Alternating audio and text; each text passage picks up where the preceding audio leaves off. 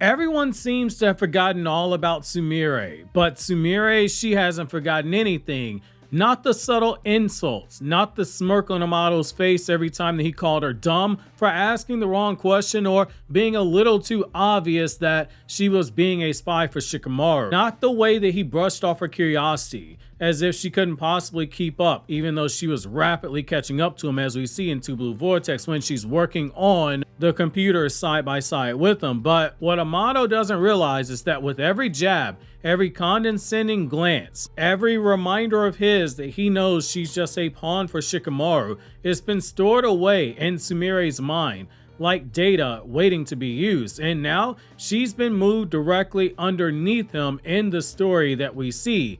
The one girl who Amado thinks that he's always been a few steps ahead of is the one person in Konoha's most capable, brilliant minds that we have. She's been quietly positioning herself to dismantle his plans from the inside and restore Boruto's innocence, and after Boruto 2 Blue Vortex chapter 24, she might finally have leverage to blow Amado's whole situation up. Join me in today's newest Naruto Explained video where your OBC, your original Boruto chief, breaks down for you why Sumire might be in the process of making Amato regret all those times he called her dumb, and ironically, given all the Kara inner members have tech puns to their names, there's something tied to each tech pun, in particular Amado's tech pun, that could be the key for her taking down Amato once and for all. Since her early days as Katasuke's assistant in the Scientific Ninja Weapons Tech Department, Sumire has always played the role of a quiet observer, chipping in to work quietly from the shadows. While characters like Sarda, Kawaki, Boruto, Mitsuki, they took the spotlight in so much of the story because they're the ones that are always on the battlefield, Sumire, she just stayed in the background watching. But that isn't passiveness. It's easy to say that, but instead it's really patience. In the shadows of Konoha's political chessboard, Sumire has been one of Shikamaru's most valuable pieces, if not his most valuable piece, in his silent Cold War against Amato. She's been planted close enough to monitor the former Kara scientist, the man who built every cyborg in Kara's ranks, and now maintains the modified body of Kawaki. The problem with all this is that Amato has never taken her seriously. He's outright told her, "You're dumb," multiple times. However, every time that she was questioning and observing, getting closer and closer to his secrets, it wasn't just disrespect, it was a mistake. Shinobi have pride. At the end of the day, Sumire is a shinobi. Sumire likely remembers every slight, and now she's in a position where those insults, they might be part of the fuel for his undoing. The most obvious source of fuel being that she wants to prove Boruto's innocence, but we'll touch on that in a moment. So in chapter 24, Sumire learns something explosive. Amado can see every detail that Kawaki sees straight from his eyes. Kawaki doesn't even know it. It's all thanks to the ninja tech that's embodied inside of his body, which is a reminder, Kawaki is a walking ninja tool. Every part of his body has been remodeled by Amato. By definition, he is a cyborg. And through those very eyes, Sumire hears Kawaki admit Naruto's still alive. He tells Jura that your belief that Naruto's still alive, hey, yeah, that's a really good guess. You are absolutely right. That one sentence is enough to flip the entire chessboard. Remember, post-omnipotence, the world believes that Boruto killed Naruto. Sarda and Sumire have been the ones who have been actively, publicly working to prove Boruto's innocence. Now Sumire knows there's a direct witness to what really happened that night, and the witness isn't Kawaki. Instead, it is Amato himself. Want you to think about this for a second.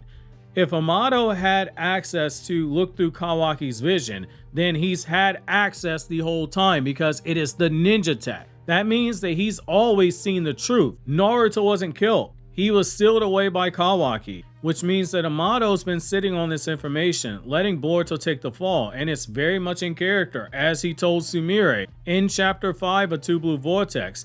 I recognize that Kawaki had my ninja tech inside of his body, and he also has my daughter's DNA in his coma seal. That's all that matters to me.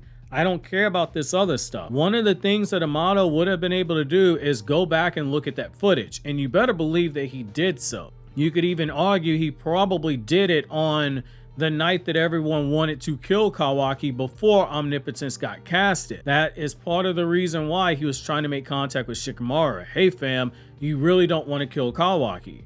Not just because he was trying to save Kawaki because he had his daughter's DNA in his chroma seal. That would have been a card he would have tried to play if they did capture Kawaki. Because Kawaki was never going to say, I didn't kill Naruto, and Shikamaru was hot-headed enough, Sasuke was hot-headed enough, they would have executed Kawaki. Amado could have played that card and said, hey, Naruto is still alive, he's sealed away by Kawaki, but if you kill Kawaki, you'll never get your Hokage back. Amado as a character likes to pull stuff like that out at the last second because he has leverage. He might be in a position now where he gets that very tactic turned back on him, because for someone like Sumire, who cares very deeply for Boruto, this isn't just intelligence, it's also ammunition. But this could also put Sumire into Kawaki's crosshairs, and that's where things get dangerous. Sumire was also present when Kawaki told Amato he wanted more than just another power upgrade. He wanted every possible method done to his body where he gets strong enough to kill Jura, but he also wanted to kill Boruto immediately after that. And Amato agreed to work with him because Kawaki said, if you don't do what I want, I'll never revive your daughter. Your daughter's not going to get revived until Code and all these Ten Tails and Boruto are killed. That means that Sumire now has two very volatile truths: Kawaki's intention to kill Boruto, Amato's silent knowledge that Boruto isn't guilty of Naruto's murder. If she uses either piece of information as leverage against Amato, she risks Kawaki catching wind. And Kawaki, he's not just paranoid, he's also ruthless, and he is desperate.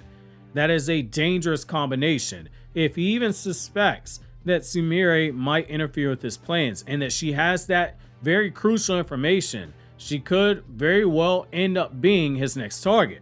But that brings me to how Sumire has a possible leverage play. She's got a few actually, and that's where it gets even more interesting. Sumire's role under Amato isn't just assistant, she's also in a position to interact with directly Kawaki's cyberkinetic systems that are in his body via ninja tech, because she's there every time Amato does the routine maintenance. She's had to study Amato's ninja tech as a part of the condition of Amato being allowed to come to Konoha. All his technology was turned over to the ninja tech department. We've already seen that Amato has a emergency shutdown code in the Delta. In Delta's case, anyone can use it. We've seen the other characters use it. Sumire knows that that is possible, but for Kawaki, only Amato's voice can trigger it. And that's the kind of safeguard that right now seems impossible to get over. However, this is science. Things like that can be changed with simple coding. There's always a loophole, a backdoor in technology. And it's kind of tragic for Kawaki because Momoshiki did tell him, you're going to allow yourself to keep getting used by others, including Amato, until you get fed by a Ten Tails or fed to a Ten Tails.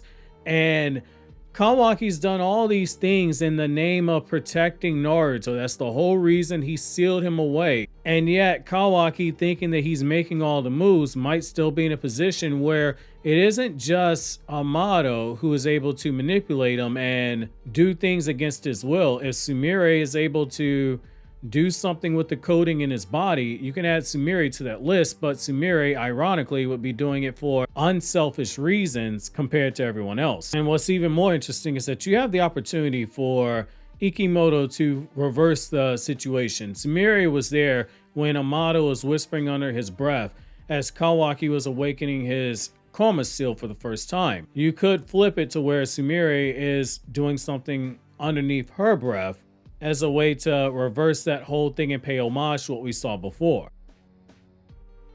Boruto's story has dabbled very heavily on technology. If Sumire has studied that coding inside of Kawaki, now that she knows it exists, she could in theory reprogram it to respond to her own voice, or even remove Amato's exclusive control. Amato would have that information stored inside of one of those computers. That is a checkmate move. it would give her a trump card over both Kawaki and Amado, letting her shut down Kawaki in a worst case scenario, or even using it as a bargaining force in order to get Amado to cooperate. But doing this without getting caught, that will require timing, that will require skill, that will require nerves of steel, and all of those are traits that are applicable to a shinobi, which Sumire is. And that brings me to the tech pun that I mentioned earlier in the video. So Amado's name, as I talked about in the Truth About Every Car Inner Member Exposed video, which I'll leave linked in the description box for anyone who wants to see what the names mean for all the other car inners. But here's a detail that you likely missed unless you watched that video or you're a tech nerd. Amado's name is a play on AMD, which is Advanced Micro Devices Incorporated, one of the most well-known chip manufacturers in the world. Semiconductors, basically. Semiconductors are inside of everything. The cell phone that you're watching this video on, or the tablet, or the computer, whatever you're watching this video on, it's got a semiconductor. Just as Amado has ninja tech all inside of Kawaki's body. What is Amado's entire identity in Boruto? He is essentially the chip maker of the series, the man who designs, implants, and maintains the most advanced cyberkinetic technology running inside of the car cyborgs. It's nanotech. And most importantly, one of those cyborgs is Kawaki. Sumire now works directly underneath him, which means that she's basically an employee for this fictional AMD. But here's the twist. In the real tech world, the greatest vulnerabilities often come from insiders. The engineer who knows the architecture inside and out can be the same one who exploits the flaws or sells the trade secrets. If Amado is the chip manufacturer in this scenario, Sumire is now in the position to be the reverse engineer. She's seen that his tech can record through Kawaki's eyes, viewed through Kawaki's eyes. If she can gain access to those stored recordings, she could pull undeniable proof that Boruto didn't kill Naruto, that Kawaki's the real culprit, that Kawaki sealed Naruto away, bragged about it to Boruto, and then after he realized what happened with Omnipotence, he flat out said, hey, you tell everyone that Naruto was killed by Boruto. That is not covered under Omnipotence, and Kawaki was physically threatening Ada when he did that. This would prove Kawaki's the real culprit. On top of that, Amado's shutdown code for Kawaki is essentially firmware, and firmware can be rewritten. Sumire could tweak it to override Amado's control, giving her a private backdoor into Kawaki's systems. In other words, Amado's greatest strength, his tech, could be the exact weapon Sumire used to bring him down. And this gets even deeper when you go deeper into the meaning behind Sumire's name, just as we did with Amado, and also how she is written to certain extents like a shrine maiden. And I'll explain to you what I mean. So let's look at Sumire's name, because in Japanese, Sumire, it means violet. Most of you guys know that. Violet being the flower in particular. In Japanese flower symbolism, violets, they can represent modesty, quiet strength, and unassuming beauty. They're not loud or flashy, but they endure, much like Sumire. She's not loud or flashy, but she is always there. But there's another cultural layer here. In Japanese literature and Shinto imagery, pure, quiet figures like shrine maidens are often the guardians of sacred truth. And in a lot of those stories that you have, in a lot of those drawings, there are violets nearby. They stand between the ordinary world and the spiritual, protecting people from hidden dangers. In a way, Sumire has been playing the role of a modern Mikyo, which is a shrine maiden, in Boruto's political and technological war. She operates behind the scenes, unseen by most, protecting Boruto's life and the truth about Naruto's survival now that she has this information. Just like a shrine maiden might guard a sacred artifact from defilement, Sumire guards the truth from being erased entirely by Kawaki's efforts. Her work under Amado could be seen as her entering into a forbidden temple, a sanctum where the most dangerous secrets are kept so that she can purify it from the inside. And by purifying it, she's able to prove Boruto's innocence, or play a role in it at least. And her name Symbolism, if that happens, if it plays out within the story, Sumire isn't just going to witness the truth. She's going to protect it at all costs, and then she's going to help use the truth to get Boruto free. And in doing so, she might be the quiet spiritual counterforce to Kawaki's cold destructive logic. Again, Boruto is the yin to Kawaki's yang. But just as Naruto filled that role for Sasuke, people like Kakashi and Sakura also played other parts, and even Orochimaru, other parts to Sasuke's character. The same thing applies here to Sumire. Now, this brings me to finally why Amado's underestimation of Sumire could be his downfall. Amado has always played the long game, manipulating Konoha, Kawaki, and even Shikamaru to serve his own ends. Ada even calls him out on it. Every time there's a problem, this guy just happens to swoop in with the answer because he made the problem to begin with. But one of his blind spots due to his arrogance is Sumire. By dismissing her intelligence, he failed to notice that she's been quietly gathering the tools to corner him, even if she herself hasn't realized it.